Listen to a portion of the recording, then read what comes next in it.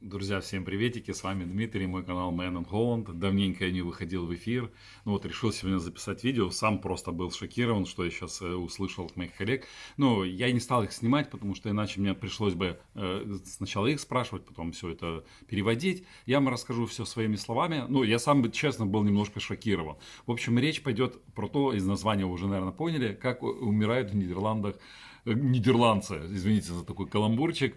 В общем, я расскажу, как они здесь умирают, какие здесь способы есть умерщвления. Вот. И, конечно, расскажу, как их погребают, потому что я недавно был на похоронах. Тоже очень все интересно. И, в общем, если вы дослушаете до конца, вы уже услышите, как хочу вас заинтриговать. Шок-контент. В общем, поехали. И как раз еще, да, еще забыл, вы будете со мной сегодня, ну, целый день, как ну, говорят голландцы, мейдрайн. Ну, по-голландски, по-русски это, ну, со мной целый день проведете вместе. Я сейчас, ну, на работе, буду показывать, как я тут работаю, что мы тут делаем, вот, и за ним рассказывать. Я делаю перебазировку, если зубные техники, всем привет, которые зубные техники, которые меня видят из разных стран мира, смотрят, я знаю, меня и во многих странах мира. Вот, видите, куча работы стоит. В общем, друзья, смотрите, блин, просто я был сам шокирован, да, повторюсь еще раз. Тут разговаривали со своей коллегой, и у нее сейчас ее шхолмудер, я извиняюсь, буду переводить в уме, теща, да, теща, находится при смерти в доме престарелых, в одном из домов престарелых. Вот. И я просто, когда она мне начала рассказывать, у меня до сих пор мурашки по коже идут. Так вот, здесь есть такое, когда вот человек уже недееспособен, ну, то есть дементивно, например, да, и он уже плохо ест, плохо там функционируют его какие-то органы, плохо в туалет ходит, лежит и вообще, ну, то есть по-русски говоря, да, если взять русский язык, доходит. Так вот, согласие родственников, приходит врач, и этому человеку начинает, ну, вкалывают морфин. И человек просто всегда спит. Ему не дают ни кушать, ему не дают ни пить, и дают морфин. И так вот они тем самым его умерщвляют. Вот, то есть, допустим, человек может проснуться, может попросить воды, если он находится в сознании. Ну, как правило, эти люди уже не находятся в сознании, они уже в таком полубессознательном состоянии, они дементивные, то есть они уже не понимают, что с ними происходит.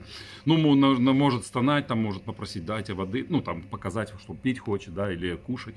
Нет, спать. Вот, и опять могут еще увеличивать дозу морфина.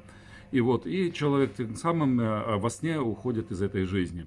Ну, они, типа, я спрашиваю, почему это так делается, они говорят, что гуманитарными соображениями, потому что все равно человек мучается, он лежит в кровати, он все равно через там определенное время умрет, вот, и чтобы так долго не мучился, про эвтаназию я расскажу чуть позже, а эвтаназию уже делать нельзя, потому что законом определено, человек должен находиться в сознании, но именно в своем осознавать, самое главное, осознавать того, что происходит. Если человек уже не осознает, эвтаназия в Нидерландах запрещена.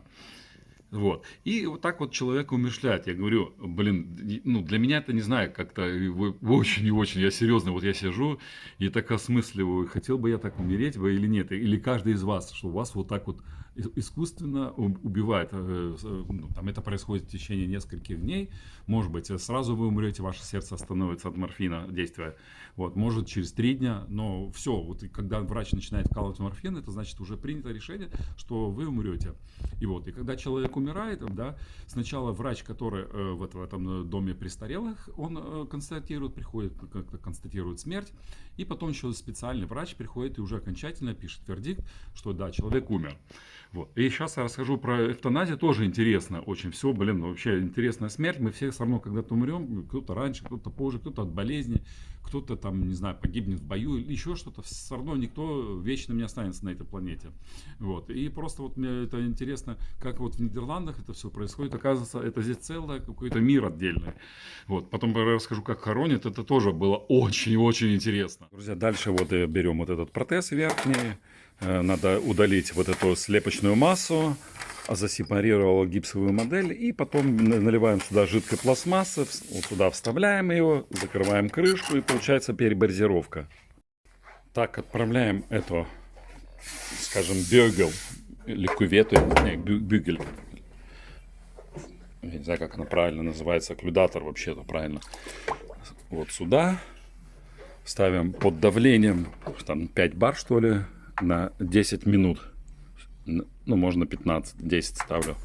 И дальше буду рассказывать про эвтаназию. Так, друзья, но эвтаназия. Вот у нас другая коллега, да, она сейчас, правда, уже на пенсии. Ее муж заболел тяжело раком. Но он уже когда понял, что все, это конец. Вот, ну, может быть, протянул бы он еще там 3-4 месяца, может быть, полгода. Ну, боли были страшные, да, представляете, когда у вас там рак пожирает.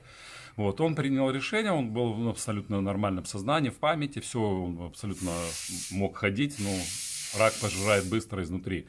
Вот. И он решил, что надо, ну, добровольно уйти из жизни. То есть это называется эвтаназия. Он пошел к нотариусу, подписал все бумаги, потом медицинское какие-то заключения сделал. Вот, что на такое-то число была назначена дата, когда приходит врач специальный с дозой инъекции. Я не знаю, что они вкалывают конкретно. Я пытался спросить, но эта женщина сама не знает. Вот, то есть до даты, когда, ну, до времени, когда будут проводить эту инъекцию, пришли родственники, с ним попрощались. Вот, и пришел врач, вколол инъекцию. Вот, через какое-то время он, ну, скорее всего, я спросил, там, он сказал, что вот он теперь умер уже физически, все, умер, сердце остановилось, и головной мозг. Вот, и тогда человека, когда составляется завещание, есть здесь могут кремировать, то есть в крематории сжигают вас, и вам отдают урну с пеплом. И могут захоронить. Про захоронить я расскажу попозже, тоже, если вы дослушаете. Вот. А про как здесь кремируют, потому что я не знаю, вот как получилось, в этом месяце сколько всего вот это связано с похоронами. Я буквально в субботу был на похоронах моего коллеги, его жена умерла от деменции. Вот, и я сейчас расскажу, это очень интересно. Мне, слушайте, как-то звучит странно, но мне очень понравилось быть на похоронах. Серьезно, первый раз, когда я говорю, что мне понравилось быть на похоронах. Между делом, пока этот ребезинг, так называемый, перебазировка сидит, полимеризуется, у меня сейчас пришел пациент, сейчас мы немножко покажу вам. Друзья, смотрите, вот пришел пациент, вот такая вот фрейм, немножко, вот, там вот такие вот клип есть, там зеленые сидят, да, вот матриксы называется, они источились, и их сейчас надо поменять.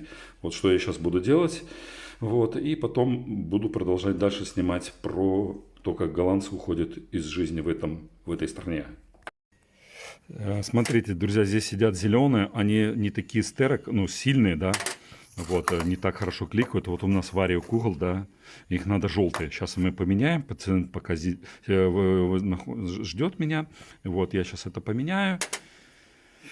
Вот такое вот, видите. И будем дальше рассказывать. Смотрите, друзья, 10 часов каждое утро и каждый обед я делаю вот это. Сейчас, смотрите. Они уже просто все ушли. Каждый день я делаю... То есть они, когда слышат, что я звоню, они меня называют клоколайдер, это по-голландски, а по-русски это звонарь. Ну, то есть они меня называют Квазимода. Вот, они все уходят на паузу. Ну, они уже сейчас все пошли на паузу. После паузы вы послушаете, узнаете, как по-венгерски будет, как дела, как по-венгерски будет член, женщина и так далее. Все, не переключайтесь. Так, у нас сегодня вот мой шеф день рождения, и они вот такой вот, он нам всем купил. Herald, who hate that? Касброди. Брод с расплавленным сыром здесь, вот так вот. Далма. Dalma, ik wil jou even vragen over jullie taal. Want in Rusland, я потом переведу вам все. Она, венгры, они вообще принадлежат к финно-угорскому этносу. Вот и в России, конкретно в России, живет очень много людей, там в Чувашии вроде бы, там еще где-то, да, я не буду углубляться сейчас. Вот, и то есть и мне интересно. Hoe gaat het in het Hongaars? Hoe gaat het? Is хоть-бать. Хоть-бать. Это для меня это так смешно, хоть-бать. А женщина, фрау? Vrouw, nee. No. No, фрау, no. En пимел? Фас. Член фос. То есть, если вы, друзья, сказали своей собаке фас, это значит пимел по-венгерски. En alle sterkste vloekwoorden van jullie taal. Ja, ik denk kurwa onjat. Курва онят. Это у поляков есть просто курва, а у них добавляют курва онят. Я правильно? Maar wij gebruiken ook kurwa. Курва. Kurwa ook. Maar Kurva Anja is echt, ik denk, een van de slechtste. Ну, да, Курма Онят, она сказала, что это самое такое ругательное слово.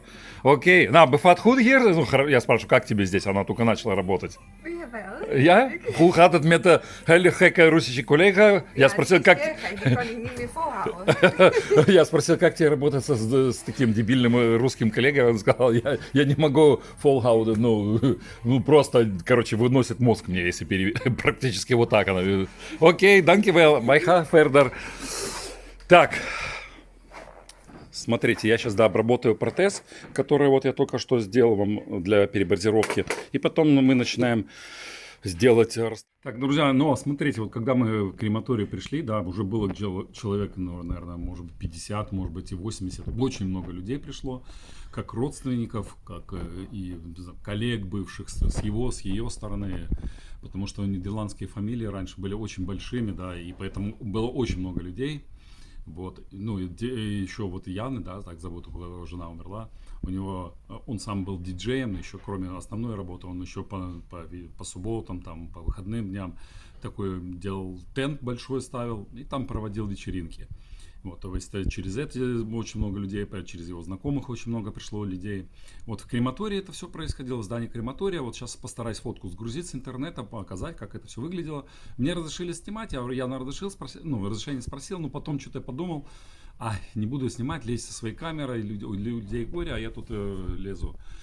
Вот, поэтому я расскажу словами. В общем, да, мы собрались в полдесятого, до 10 собирались мы все, и потом прошли уже в зал, где, говорю, многие люди стояли просто, хотя был зал очень просторный.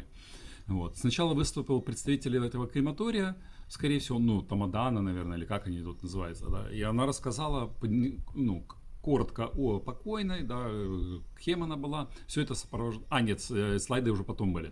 Потом была первая песня, удивительно было, был Джо Дассен «Шанс-Элизе». Ну, просто потом я уже спросил у Яна, почему именно такие песни были. Он говорит, ну, просто мы любили эти песни вместе слушать. Вот, мы там бывали, и поэтому попросил именно эти песни поставить. Вот, и когда песня заиграла, пошло слайд-шоу, фотографии о их жизни совместно, и ее отдельно. Вот, интересно, конечно, так было смотреть, как вот с маленькой девочки потом превращается в девушку, в женщину. И вот потом опять выступили ее близкие родственники, ну, сестра, там у нее сестры были, вот сестра выступила, две сестры выступили ее.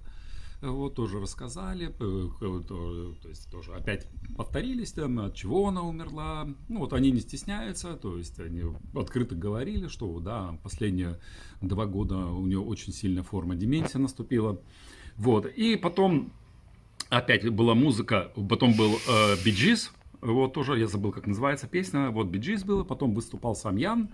Вот, тоже рассказал о каких-то моментах совместных с ней. Все это, когда музыка играла, да, сопровождалось слайдами, да, фотографиями.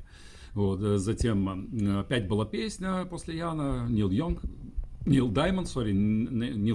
Вот классная песня такая, вот я сейчас название вам покажу. Мне очень понравилось, я ее не знал, хотя Нил Даймонд я знал, ну, знаю такого певца кантри-музыка, ну, кантри, там все вместе, он поет, актер он тоже, он сам, его родители из Польши, он еврейское происхождение имеет, и потом они в Америку переехали, вот, и там он стал знаменитым.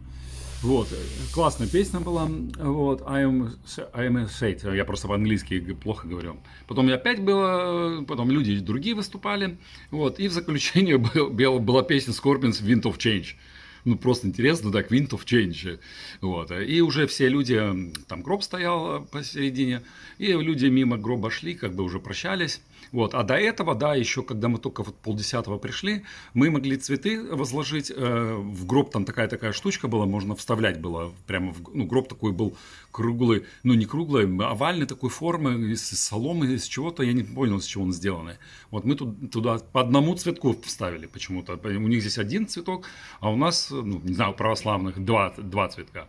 Вот, и мы вставили цветок и уже пошли в зал садиться.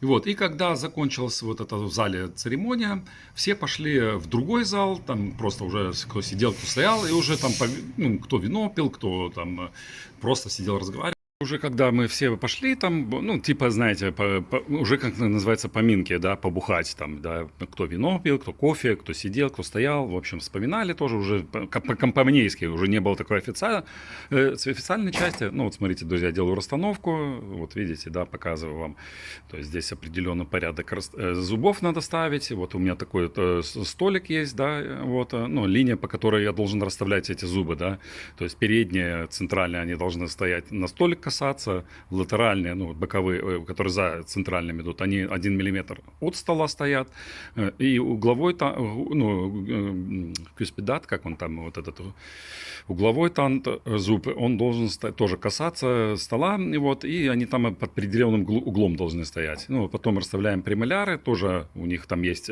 бугры, одни бугры должны касаться, другие не должны касаться, вот такая вот примерная теория, извините, немножко вот я расставляю, вот. Ну, в общем, это я вам рассказал про как проходили поминки, да, и поминки затем ее потом отвезут там в подвале, как бы, ну, условно скажем, в подвале есть печка, где сожгут, и через 3 месяца выдадут уже пепел в урны такой. Вот. И я вам потом расскажу, как их захоранивают здесь. И если захоранивают, и сколько, самое главное, это стоит захоронить в Нидерландах. Пришла работа из дома престарелых, мне нужно вот сюда имя вставить. Вот протез пациента. Вот, и потому что в домах престарелых люди часто бросают, там где-то забывают свои протезы, да, и чтобы люди, которые за ними ухаживали, знали, что это именно протез того человека, для этого нужно вот туда имя вставлять.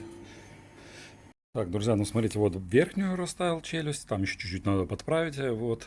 Сейчас будет репарация еще одна пришла. Одну я уже посадил вот в этот в кастрюлю, скажем так, под давлением. Она сейчас там твердеет пластмасса, и я буду другую починку делать. Так, друзья, еще принесли одну репарацию, ну, починку. Вот надо сюда зуб добавить, жевательный. Вот. Я подготовил все, вот этот зуб верхний. Мы его сейчас сюда добавим. Вот пластмасса жидкая, она сейчас затвердеет практически. И я тогда буду вставлять сюда зуб. Это антагонисты, ну, то есть нижние челюсти. Вот мы потом приложим, чтобы она совпадала все. Вот, и потом уже пойдем мы полировать еще там починку. И я еще расскажу что-то. Хочу показать вам, какие фрукты нам дарит наш работодатель. Смотрите, виноград. Ну, просто так заказывать нам бесплатно. Киви, груши, бананы вон сколько. Мандаринчики. И здесь яблочки сидят. А, еще финики. Так, друзья, пока у нас тут пауза, видите, никого нету, я тут один, ну, кто-то там разговаривает, да, все наверху кушают. Я вам расскажу, сколько же стоит кремировать, захоронить в Нидерландах. Это очень дорого, сразу говорю. Вот это, ну, вот кремация, так называется в Голландии, да, в Нидерландах. То есть где-то, вот, как я сказал, было 50, может, 70 человек. Я не считал, но много было. Плюс какие-то там вино, там кофе, плюс вот в зале речь вот это, да, вся. В общем, вся эта церемония, она где-то в итоге получилась 3 часа в общем, да, если взять времени, то это обошлась им 7,5 тысяч евро. 7,5 тысяч евро, представляете? Вот. Затем ее, вот, как я сказал, ее вниз отвезут, да, сожгут. Но это все уже входит сюда и тоже сожгут. И через 3 месяца пепел отдадут. И вот я спросил, что они будут делать с пеплом.